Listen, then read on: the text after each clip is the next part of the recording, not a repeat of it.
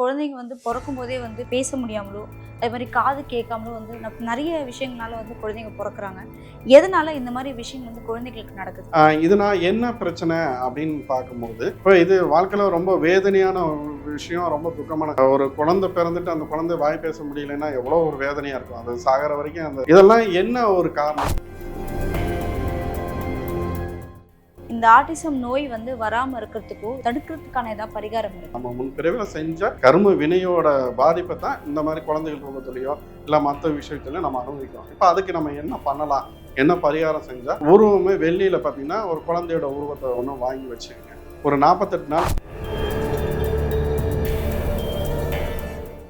KL நேயர்களுக்கு வணக்கம். இன்று நம்முடன் இணைந்திருப்பது மாந்திரிகர் வராகி சித்தர் அவர்கள். வணக்கம் சார். வணக்கம். இப்போ வந்து அதிகமா எல்லா குழந்தைங்களும் வந்து பாதிக்கப்பட்ட ஒரு விஷயம் என்னன்னா, ஆட்டிசம் அப்படின்ற ஒரு நோயால. குழந்தையிலேருந்தே வந்து அவங்களுக்கு அந்த ஒரு நோய் வந்து இருக்கு. அது மட்டும் இல்லாம குழந்தைங்க வந்து பொறக்கும்போதே வந்து பேச முடியாமலோ, அதே மாரி காது கேட்காமலோ வந்து நெறைய விஷயங்களால வந்து குழந்தைங்க பொறக்குறாங்க. எதனால இந்த மாரி விஷயம் வந்து குழந்தைகளுக்கு நடக்குது? இப்போ அ மலையாள சினிமா உலகத்தில பார்த்தீங்கன்னாக்கா, இப்போ ஒரு நடிகருக்கு இப்ப அந்த இது சம்மந்தமா ஒரு நஸ்ரியாவோட அவங்க கணவர் ஃபகத் பாசில். அவருக்கு இப்ப அது சார்ந்து அவர் வெளி உலகத்துக்கு சொன்னதுனால அவங்க தெரிய வருது. அது சார்ந்து இப்ப நெறைய பேருக்கு அதோட அ இந்த சம்மந்தமா கேள்வி வருது. இப்போ ஆர்டிசம்னு பார்த்தீங்கன்னாக்கா, அதுவும் இந்த குழந்தைங்களுக்கு இந்த பேச்சு இல்லாம போறதுக்கு, வாய் பேச முடியாம போறதுக்கு நெறைய காரணங்கள் இருக்கு. இப்போ பார்த்தீங்கன்னாவே நம்ம குழந்தை ஜீவிக்கிறதே பார்த்தீங்கன்னாக்க, இந்த உலகத்தில ஜீவிக்கிறதே ஆரம்பம் அதோட உயிர் மூச்சு ஆரம்பிக்கிறதே பார்த்தீங்கன்னா, மருந்துல தான் இன்னைக்கு உலகமே இயங்குது. நம்ம உடம்பே இப்ப இன்னைக்கு மருந்துல தான் உயிர் வாழ்ற மாரியான கண்டிஷன் ஆயிப்போச்சு. இது எல்லாம் கூட நம்ம முன்ன இருந்த காலத்துல இப்படியான ஒரு நோயெல்லாம் இருந்திருக்குமான்னு கேட்டா, இல்ல. ஆனா இன்னைக்கு பார்த்தா புதுசு புதுசான ஒரு நோயி, புதுசு புதுசாக நம்மள தாக்குது. அது சார்ந்து நம்ம நெறைய பிரச்சனையில போய் நம்ம சிக்கிறோம் அப்படிங்கும்போது, இங்க என்ன முதல் காரணமா இருக்குன்னா, நம்ம எடுத்துக்கிற மருந்துகள் நம்ம நம்ம நம்ம உடனே இவங்க மருத்துவம் சார்ந்து நம்மகிட்ட சண்டைக்கு வரப்போறாங்க. நம்ம ஒரு சிலது பாதிப்பு நம்ம எடுத்துக்கிற இதனால பாதிப்ப பத்தி தான் நம்ம பேசுறோம். இப்போ இது சார்ந்து இந்த மருத்துவம் சார்ந்த ஒரு சில பிரச்சனைகள அது பின் விளைவுகளா ஒரு சில குழந்தைகளுக்கு இந்த மாரி குடுக்குது. இது போக பார்த்தீங்கன்னாக்கா, இந்த குழந்தைகள் பேச முடியாம போயிருது. பல குழந்தைகள் பேசுறக்கு முடியல. பேச்சு இல்லாம போயிருது அப்படிங்கிறது ஊமையா இருக்காங்கன்னா, அத நான் குறிப்பிட வேண்டாங்கிறதுனால அப்படி நான் சொல்றேன். இது நான் என்ன பிரச்சனை அப்படின்னு பார்க்கும்போது, அதுக்கு முன்னாடி ஒரு சின்ன உதாரணத்த நான் சொல்ல வரேன். ஆ இப்போ நம்ம முதல்லைலாம் என்ன பண்ணுவாங்க அப்படின்னாக்கா, நம்ம ஒரு சமுதாயத்த நம்ம தவறா குறிப்பிடுற மாரி இருக்கும். சில குழந்தைகள் திருநங்கை ஆயிடுறாங்க அப்படி இப்படின்னு நம்ம சொல்றாங்க. இல்ல அதற்கு பெண்மையான உணர்வு வருது. சில குழந்தைகள் வளரும்போதே அவங்க பெண்மையான உணர்வோட வளர்றாங்க அப்படின்னாக்கா, அதுக்கு முதல் காரணம் என்னன்னு பார்த்தீங்கன்னாக்கா, தன்னோட குழந்தைங்களுக்கு சில குடும்பத்தில பார்த்தீங்கன்னாக்கா, பெண் வாரிசு இருக்காது.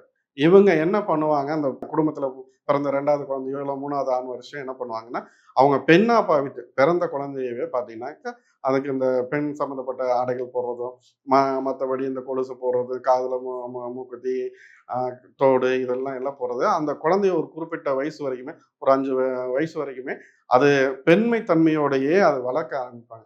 அது என்ன ஆகும், "ஓ! நம்ம அம்மாவும், நாமளும் ஒண்ணுதானோ!" அப்படிங்கிற ஒரு தன்மையிலேயே அந்த குழந்தை வளர ஆரம்பிச்சு. அப்போ அவங்க பிறவியிலேயே அதுக்குண்டான அந்த தன்மைய இவங்களே குடுத்துடுறாங்க. அப்போ அந்த மாரி எண்ணங்கள்லாம் அந்த குழந்தைகளுக்கு விதைக்க வேண்டாம். நம்ம ஆரம்பத்துல என்ன விதைக்கிறோமோ, அதுகளுக்குள்ள நம்ம அம்மாவும் நம்மளும் ஒண்ணுதானோ அப்படிங்கிற மாரி அந்த பாலினம் ரீதியா இது யாரையும் நம்ம குறைச்சு மதிப்பிடுறதுக்கு இல்ல.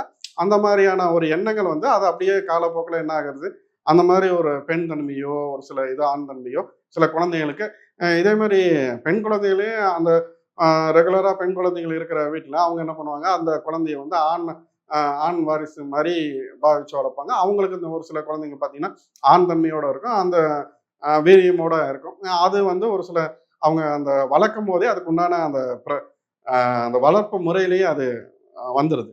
இப்ப அதுபோல இந்த குழந்தைகள் பேசாம இருக்கு. இப்ப இதுக்கு என்ன தொடர்பு அப்படின்னு பார்த்தாக்க, சில குழந்தைகளுக்கு பேச்சு வரல அப்படின்னாக்கா, நீங்க முதல்ல இங்க என்ன ஒரு விஷயம்னு பார்த்தாக்க, நீங்க ஒரு பெத்தவங்களையும் சரி, மாமனார், மாமியாரையும் சரி, இங்க யாருமே வச்சுக்கிறதே கிடையாது. முதல்ல பெரியவங்க இருந்தாங்கன்னா, அந்த குழந்தைகளுக்கு விளையாட்டு சொல்லிக் குடுப்பாங்க. இல்ல பேச வைப்பாங்க. அ ஒவ்வொரு விஷயத்தையும் கத்துக் குடுப்பாங்க. இன்னைக்கு பிறந்த குழந்தைகளுக்கு நீங்க யாரு என்ன சொல்லிக் குடுக்குறதுக்கு, இல்ல அரவணைக்கிறதுக்கோ யார் இருக்கா? ஒண்ணு புருஷன், பொண்டாட்டி நீங்க 2 பேரு. அத தவிர வேற யார் அந்த குழந்தைகளுக்கு நல்லது, கெட்டது சொல்லிக் குடுக்குறதுக்கு இங்க யாரும் கிடையாது. அந்த பேச்சு சொல்லிக் குடுக்க ஒவ்வொன்னுமே வழக்கம் தானே. நம்ம என்ன ஆரம்பத்துல வழக்கத்துக்கு கொண்டு வரோமோ, அதுதானே படிப்படியா நம்மளோட அந்த குழந்தைங்களுக்கு வாழ்க்கையில வரப்போகுது. அந்த பேச்சு வழக்கு சொல்லிக் குடுக்குறதுக்கே இன்னைக்கு பல குடும்பத்துல ஆட்கள் இல்ல. அத வழிமுறையா கொண்டு போறதுக்கும் ஆட்கள் இல்லாதனால அது ஒரு குறையா இருக்கு. சரி, ஓகே. இது சார்ந்து என்ன என்ன பண்ணலாம் அப்படின்னாக்கா, இப்ப இந்த மாரி ஆயிருச்சு.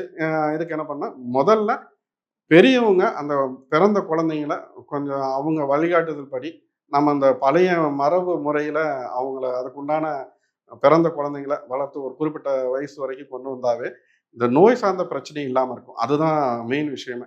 நம்ம இந்த பாட்டி வைத்தியம்னு சொல்லுவாங்க இல்லையா? அந்த சார்ந்து அந்த கிராமப்புறங்கள்ல ஒரு சில விஷயம் இருக்கான்னு, அதுக்காண்டி நம்ம அதையும் சயின்ஸையும் நீங்க விட்டு போங்க. அது சார்ந்து ஒரு சில நோய் எதிர்ப்பு சக்தி குழந்தைங்களுக்குங்கிறது வேணும். அது சார்ந்து அதுக்குண்டான விஷயங்கள கொண்டு போனீங்கன்னாவே, இதுக்கான விடயத்துக்கு பதில் கிடைக்கும். இந்த ஆட்டிசம் நோய் வந்து வராம இருக்கிறதுக்கோ, இல்ல அது வராம இருந்தா அத தடுக்கிறதுக்கான ஏதாவது பரிகாரம் இருக்கா? இப்ப இந்த ஆட்டிசம் அது இல்லாம இந்த குழந்தை வாய் பேச முடியாம இருக்கிற குழந்தைங்க. இவங்களுக்கான ஒரு பரிகாரங்கிறது நம்ம ஒரு விஷயத்த சொல்லலாம். இப்ப இது வாழ்க்கையில ரொம்ப வேதனையான ஒரு விஷயம், ரொம்ப துக்கமான ஒரு குழந்தை பிறந்துட்டு அந்த குழந்தை வாய் பேச முடியலைன்னா எவ்வளோ ஒரு வேதனையா இருக்கும். அது சாகுற வரைக்கும் அந்த இதெல்லாம் என்ன ஒரு காரணம்? அப்ப ஆட்டிசமோ இந்த மாரியான ஒரு விஷயம் வந்து என்னன்னா, நம்மளோட ஊழ்வினை பயன் தான். நம்ம முன்பிறவில செஞ்ச கர்ம வினையோட பாதிப்ப தான் இந்த மாரி குழந்தைகள் ரூபத்திலயோ, இல்ல மத்த விஷயத்திலயோ நம்ம அனுபவிக்கிறோம். இப்ப அதுக்கு நம்ம என்ன பண்ணலாம்? என்ன பரிகாரம் செஞ்சா நம்ம அதுக்கான தீர்வு கிடைக்கும் அப்படின்னு பார்த்தாக்கா, இப்போ நீங்க என்ன பண்ணலாம் அப்படின்னாக்கா, ஒரு 48 நாள் இதுக்கு உண்டான ஒரு நீங்க ஒரு தெய்வத்திட்ட வேண்டுதல் வைங்க. என்ன பண்ணலாம் அப்படின்னு பார்த்தாக்கா, இப்போ சில கோயில்ல பார்த்தீங்கன்னாக்கா, வெள்ளியில உடம்போ, கையோ, காலோ இந்த மாரியான உருவங்கள காணிக்கையா செலுத்துற ஒரு வழக்கம் இருக்கு. இப்ப அந்த மாரி என்னன்னா, ஒரு உருவமே வெள்ளியில பார்த்தீங்கன்னா, ஒரு குழந்தையோட உருவத்த ஒண்ணு வாங்கி வச்சுக்கங்க. வாங்கி வச்சு, அ அதாவது நான் சொல்ற பாகம்பரியா பாகம்பரியாளோட ஃபோட்டோ கிடைச்சுன்னா வாங்கிக்கங்க. இல்லைன்னா நீங்க டவுன்லோட் பண்ணி கூட அத பிரிண்ட் அவுட் எடுத்து நீங்க வச்சுக்கலாம். ஒரு 48 நாள் அவளுக்காக நீங்க விரதம் இருக்கலாம். ஏன்னா என்ன மாரியான விரதம்னா, இது மாரி என்னோட குழந்தை இந்த மாரியான ஒரு பிரச்சனையினால அவதிப்படுறா. அவளுக்கு ஒரு நல்ல வாழ்க்கை குடு. அவ நல்லா பேசணும். அவளோட வாழ்க்கையில எந்த கஷ்டமும் இல்லாம வளரணும். நான் உனக்காண்டி இந்த வேண்டுகோள வைக்கிறேன். உன்கிட்ட இந்த காணிக்கைய நான் கொண்டு வந்து சேர்க்கிறேன்னு சொல்லிட்டு ஒரு ரூ. 11 ஒரு மஞ்சள் துணியில கட்டி காணிக்க. அது கூட வந்து என்னன்னா, அதாவது வெத்தலை பாக்கு வச்சு, அது கூட ஒரு ரூ. 11 காணிக்கை வச்சு, கசகசாவும் அது கூட கொஞ்சம் நாட்டு மருந்து கடையில கிடைக்கும். அது ஒரு கலந்து ஒரு பொட்டலமா நான் ஏற்கனவே இது மாரி சொல்லியிருக்கேன். அதே மாரி செஞ்சு ரூ. 11 காணிக்கை எடுத்து வச்சு, அது கூட இந்த நான் சொன்னேன் இல்லையா, அந்த உடம்பு வெள்ளியில ஒரு உடம்பு வாங்கி வச்சு, அதாவது ஒவ்வொரு பாகமா இருக்கும். நீங்க ஃபுல் உடம்பு கூட நீங்க வாங்கிக்கலாம். அதாவது அந்த உருவத்த கொண்டு போய் அவங்களோட உண்டியல்ல நம்ம எந்த கோயிலுக்கு வேண்டுதல் வைக்கிறோமோ, அந்த கோயிலுக்கு கொண்டு நம்ம சேர்க்கிறது. இப்போ வேண்டுகோள் வச்சு ஒரு 18 நாள் ஒரு பிரம்ம முகூர்த்தத்துல பாகம்பிரியால நினைச்சு காலையில பிரம்ம முகூர்த்தத்துல நீங்க விளக்கேத்துங்க. ஒரு 48 நாள் பிரம்ம முகூர்த்தத்துல விளக்கேற்றி அவள் பாதம் பணிந்து சரணாகதியாங்க. என்னோட குழந்தையோட இந்த ஊமை பெண் கண்ணு இது என்னடா மடத்தனமா இருக்கே அப்படிங்கிறதில்ல. தெய்வத்தின் மிக இங்க அவ்வளோ தெய்வத்துக்கு மிஞ்சின எந்த ஒரு செயலும் இந்த உலகத்துல கிடையாது. அதனால தெய்வத்திட்ட அந்த கோரிக்கைய வைங்க. தெய்வம் பார்த்து ஒரு ஒரு ஒரு கண் அசைக்கும் நேரத்திலேயே அனைத்து காரியத்தையும் நம்ம இங்க மாத்தி குடுக்கலாம். அதனால அவள்ட்ட கோரிக்கை வைங்க. இதெல்லாம் வந்து நடந்தது. நம்ம போற போக்குல ஏதோ ஒரு காரியத்த சொல்றது கிடையாது. இத வந்து நீங்க செஞ்சுட்டு என்ன பண்ணீங்கன்னா, ஒரு 48வது நாள் நீங்க நேரம் எடுத்துட்டு, நான் ராமநாதபுரம் மாவட்டத்துல தேவிப்பட்டினம்ங்கிற ஒரு இடம் இருக்கு. அங்க போய் அதாவது அங்க தீர்த்தம் கடல் இருக்கு. நவபாஷாணங்கள், நவகிரகங்கள் அங்க இருக்கு. அங்க போய் நீராடிட்டு, இதோட என்னோட கர்ம வினைகள் அனைத்தும் நீங்கட்டும்.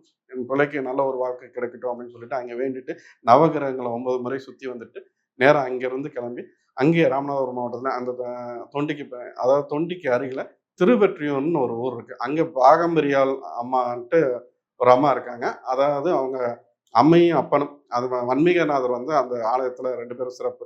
பாகம்பிரியாலும், வன்மீகநாதரும் அந்த ஆலயத்துல இருக்காங்க. அங்க இந்த விஷக்கடிகளுக்கு, ஆ அதாவது பாம்புல கடிச்சவங்களுக்கு, இந்த சர்ம நோய் உள்ளவங்களுக்கு நம்ம ஏற்கனவே சொல்லியிருக்கேன். இது சார்ந்தவங்களுக்கு அங்க ஒரு ஒரு ரொம்ப பெரிய சக்தி உள்ள அந்த தெய்வம். இப்ப அந்த இடத்துல போய் அந்த அம்மையப்பனை 2 பேரையும் வேண்டிட்டு, அந்த தீர்த்தம் வாங்கி அந்த குழந்தைக்கு நீங்க குடுங்க.